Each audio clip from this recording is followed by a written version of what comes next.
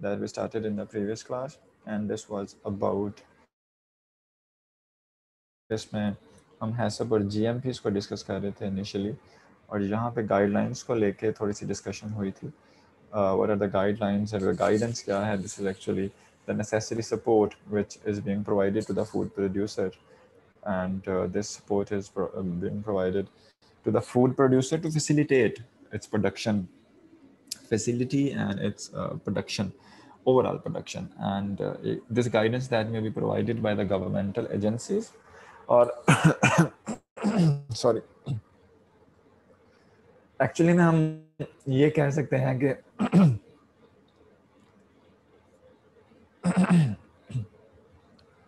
Okay, actually हम ये कह सकते हैं कि ये ऑल ऑफ द प्रोटोकॉल और all of the steps that may be provided to the food producer by the government agency, ऐसे प्रोटोकॉल जो कि फूड प्रोडक्शन में या प्रोडक्शन फैसिलिटी की आउटपुट में अपना रोल प्ले कर सकें, they may fall in the category of the guidance. For example, if we provide some points to produce the safe food, or the governmental agencies or the regulatory agencies, they provide some guidelines to produce the safe food, it would also fall in the that guidance category. Particularly challenging test को perform करने के लिए या risk analysis को identify risk analyze करने के लिए through out the processing line कहाँ पे risk के options हो सकते हैं. अगर हम कुछ प्रोटोकॉल या कुछ सेट प्रोटोकॉल प्रोवाइड करते हैं प्रोड्यूसर को, फूड प्रोड्यूसर को, that would fall in the category of that guidance. इसके साथ साथ अगर रिस्क की बात करते हैं तो पर्टिकुलरली हम रिस्क कहते किसको हैं? जब भी हम ये हैसप में रिस्क की बात करेंगे या गुड मैन्युफैक्चरिंग प्रैक्टिसेस में रिस्क की बात करेंगे, तो what is risk actually? So this is a function of the probability of an adverse effect and the magnitude of that effect that may be consequential to hazard in food. यहाँ पे दो बातें ज़रा ख्याल रखिएगा कि रिस्क और hazard ये दोनों सेपरेट होंगे. Risk will ultimately lead towards the hazard in the food, और अगर हमें किसी भी पॉइंट पे ये खदशा हो कि यहाँ पे फूड प्रोडक्शन में हैजर्ड इंट्रोड्यूस हो सकता है, तो then we would call there is a risk for the introduction of the hazard into the food production. और ये बात भी याद रखिएगा कि throughout the food production, throughout the line, processing line, risk will never be zero. Risk हमेशा मौजूद होगा. किस चीज़ का रिस्क? कि फूड प्रोडक्शन में हैजर्ड इंट्रोड्यूस होने का risk. So risk, you can say that is a statistical concept and this is directly linked to a hazard. If the risk is zero, then no hazard will arise, but in fact a risk will never be zero. तो जितनी मर्जी protocol इस्तेमाल कर लें या जितने मर्जी हम गुड मैन्युफैक्चरिंग प्रैक्टिसेस के साथ स्टिक कर लें या हैसब अप्लाई कर लें, risk will never be zero. There are always chances that hazard can be introduced. So इसी वजह से hazard is always possible और small risks are always acceptable.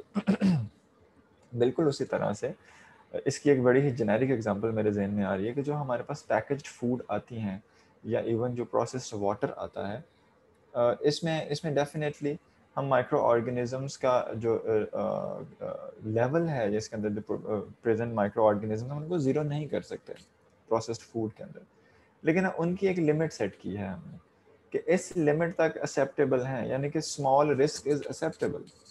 अगर उस लेवल से एक्सेप्टेबल लेवल से ज़्यादा हो जाएंगे नंबर ऑफ माइक्रो ऑर्गेनिज्म किसी भी प्रोसेस्ड फूड के अंदर, तो ultimately that would not be acceptable in that case. So हमने एक वैल्यू सेट कर लिया है कि यहाँ तक जो रिस्क है that would be considered small risk and that is acceptable. और रिस्क को मिनिमाइज करने के लिए या उसको स्मॉल रिस्क कैटेगरी में रिटेन करने के लिए there are the practices that we have talked about in the previous session, good manufacturing practices,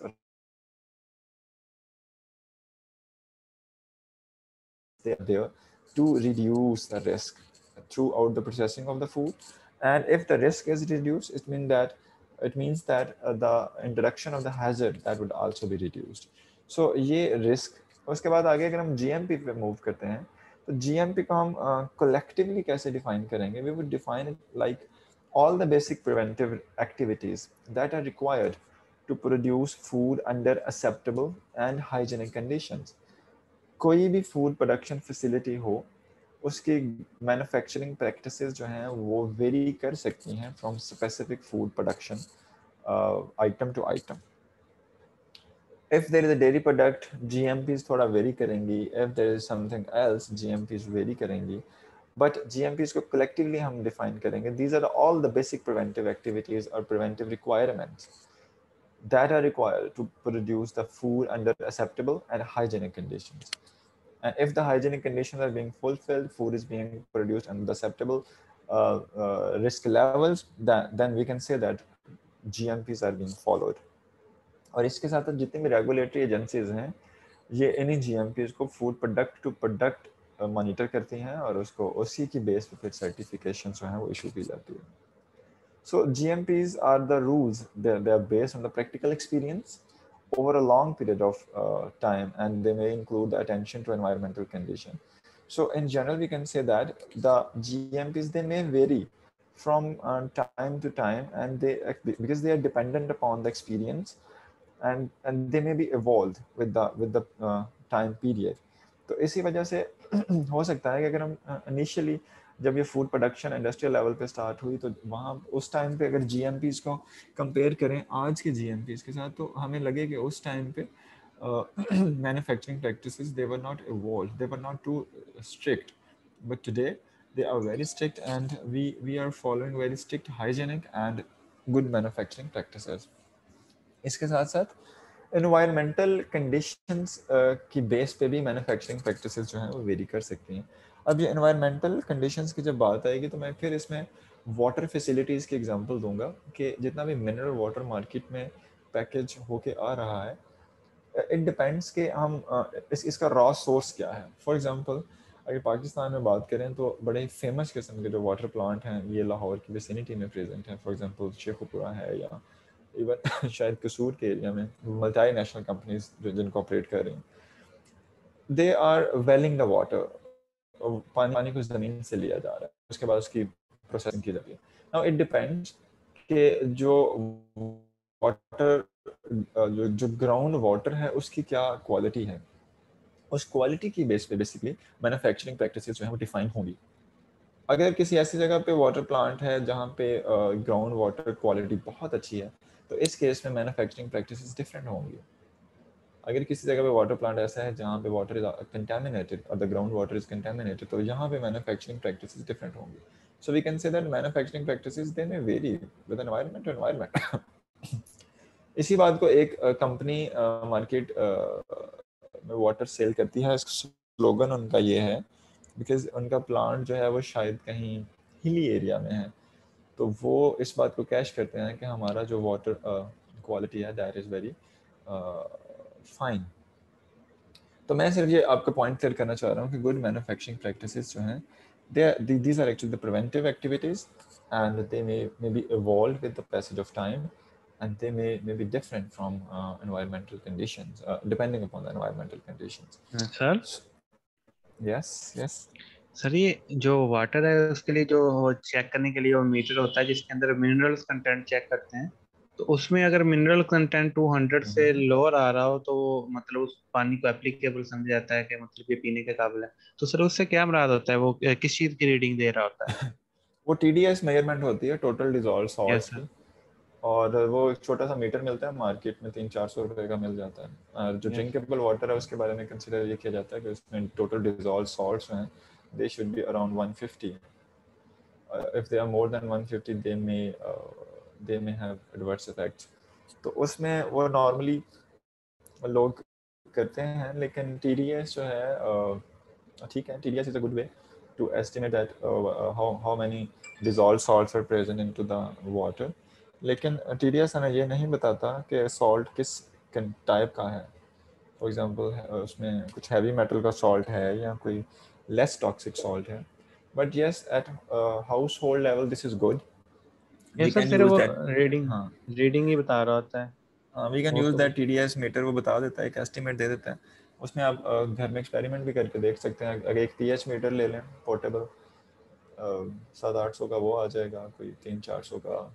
sir वो और एक्चुअली फूड अथॉरिटीज वाले आते होते हैं ना, तो वो खास हम्म, चेक करते होते हैं हमारे पास आके ना, वाटर की एजेंसी.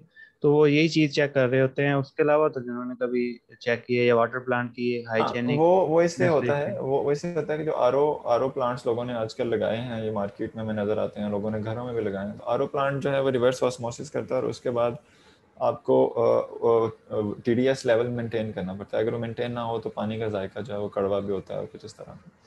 तो वो सिर्फ ये देखते हैं कि क्या आर ओ प्लांट जो है दैट इज़ प्रॉपरली वर्किंग और not. If R O plant is not properly working तो TDS लेवल हाई हो सकता है, जो कि डेंजरस हो सकता है अल्टीमेटली किडनीज के लिए।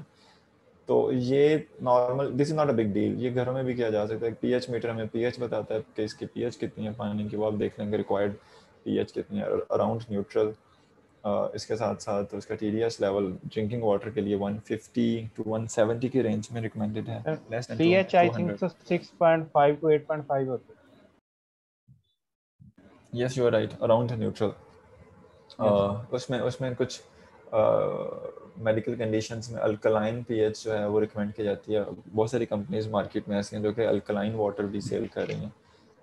वो बता के सेल कर रहे हैं कि this is alkaline water with alkaline pH. तो या इस ये TDS लेवल इसके साथ रिलेट कर सकता है। सो GMPs की जब हम बात सर करेंगे जी, सर मेरा क्वेश्चन था कि GMP की फुल फॉर्म क्या होगी? Good manufacturing practices. Okay.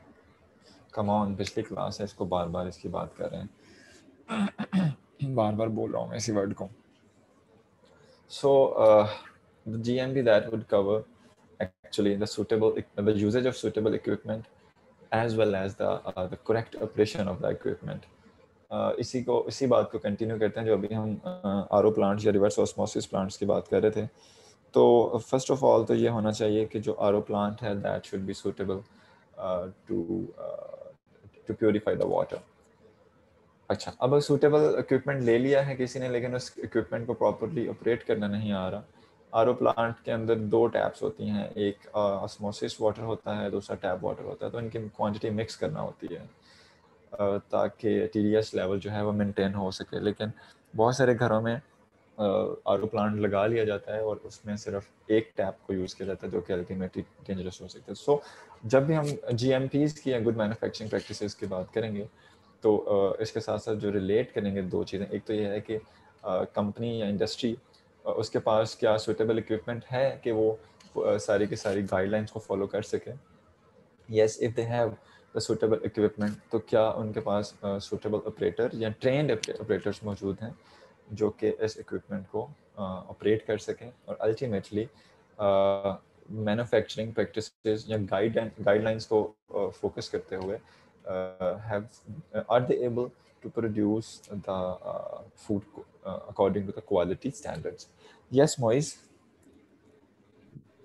Yes sir, ये मैंने एक और क्वेश्चन करना था। जो हमें मिनरल कंटेंट का एक स्केल मिलता है, तो इसको कैसे मेंटेन करते हैं? लाइक उसमें क्लोराइड होता है, वो 70 टू 75 होता है। उसके अलावा हमारे पास पोटाशियम या फिर कैल्शियम 40 टू 45। तो वो किस तरह मुझे स्केल मेंटेन करते हैं? मुझे उसका अंदाज़ा नहीं है एग्जैक्टली कि मैन्युफैक्चरिंग में उसको किस तरह से मेंटेन करते हैं। But I suppose after RO reverse osmosis के बाद उसके अंदर सप्लीमेंटेशन की जाती है वाटर के अंदर। तो इसी वजह से जो पैकेज्ड वाटर आता है उसके साथ टेबल होता है और टेबल में मेंशन होता है कि इसमें पोटेशियम की, मैग्नीशियम की या सोडियम की इतनी रेंज है, वो एक रेंज मेंशन की होती है। तो I suppose they do supplementation और सप्लीमेंटेशन के लिए सॉल्ट्स यूज़ करते हैं। उसमें पहले ये है कि पहले सिर्फ ऑस्मोटिक वाटर लेते हैं यानी कि विदाउट एनी सॉल्ट, और फिर उसके अंदर जो रिक्वायर्ड रिकमेंडेड सॉल्ट्स हैं उनकी सप्लीमेंटेशन की जाती है। तो this is another way. Okay, yes सही है। सो हैजर्ड्स को आइडेंटिफाई करने के लिए या हैजर्ड्स को फाइंड आउट करने के लिए कि what are the chances of the hazard there may analyzing the risk, and second one which is more comprehensive, this is called HACCP. Both of these approaches, they are ultimately being applied to control the hazards and to reduce the hazards, because you know that hazard may not be zero, it will never be zero, but we can reduce the hazard. इसके साथ अगर हम यहाँ पे कुछ risk analysis की vocabulary की बात करें तो इसमें हम रिस्क एनालिसिस में जब रिस्क एनालिसिस को इंडस्ट्रियल लेवल पे देखते हैं तो हमारे पास 2-3 टर्म्स जो हैं बड़ी कॉमनली इस्तेमाल होती हैं. One is the risk assessment, number 2 is the risk management, and number 3 is the risk communication. So risk analysis that comprises of risk assessment, management, and the communication. So ultimately, in combination, if we can say what is the risk analysis, this is a stepwise analysis of the risk of occurrence of a hazard to understand its nature and facilitate the appropriate control measures. ठीक है. Risk analysis क्या है कि सिर्फ hazard को understand करना, उसकी nature क्या है और किस तरह से हम डिफरेंट कंट्रोल मेजर को फैसिलिटेट कर सकते हैं हैजर्ड को रिड्यूस करने में. This would be called risk analysis. So risk analysis में आगे जो स्टेप्स आएंगे, एक आएगा रिस्क असेसमेंट, दूसरा आएगा रिस्क मैनेजमेंट और तीसरा आएगा risk communication. So first of all risk assessment. This is actually the estimation of the probability of the occurrence of the adverse effect on the human health. First, you would assess the risk कि इस risk की वजह से ultimate adverse effect हो क्या सकते हैं. This would be the assessment.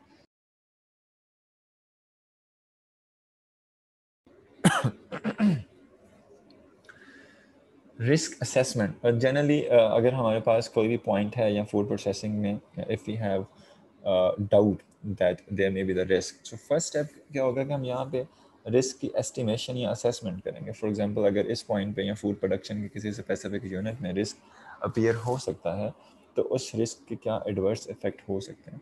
This would fall in the category of the risk assessment. और रिस्क असेसमेंट में हमारे पास कुछ स्टेप्स आएंगे.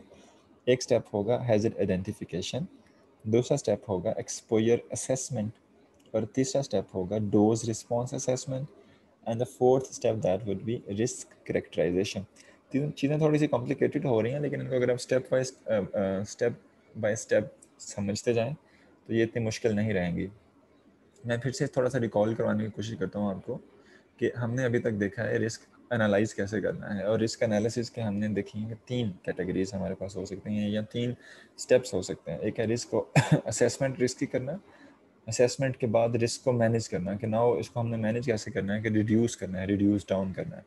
और तीसरा है रिस्क कम्युनिकेट करना कि अगर हमें अश्योर हो गया है कि यहाँ पे रिस्क असेसमेंट प्रोसेस में इस पॉइंट पर रिस्क असेसमेंट कर ली, रिस्क को मैनेजमेंट करने की हमने स्ट्रेटजी भी डिफाइन कर ली, तो अब हमने अदर जो स्टेक होल्डर्स हैं उनके साथ कम्युनिकेट करना है कि फूड प्रोसेसिंग के यूनिट में इस पॉइंट पे रिस्क आ सकता है, उसकी इस तरह से असेसमेंट कर सकते हैं हम, और असेसमेंट के बाद हम उसको इस तरह से मैनेज कर सकते हैं. So the third step would be the communication of the risk with the other stake holders.